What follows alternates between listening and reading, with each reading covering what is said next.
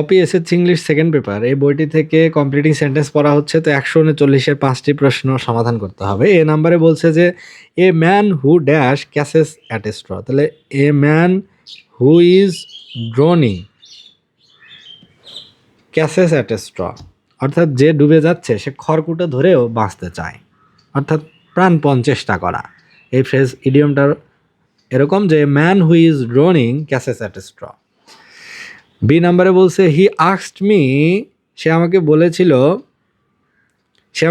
কি বলেছিল? He asked me where I was going, অর্থাৎ আমি কোথায় যাচ্ছি সেটা সে আমাকে জিজ্ঞেস করেছিল।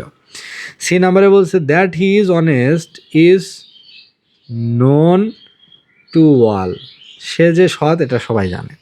ডি নাম্বারে বলছে be truthful if you want to be trusted, অর্থাৎ তুমি যদি বিশ্বস্ত হতে চাও তাহলে সত্যবাদী হও।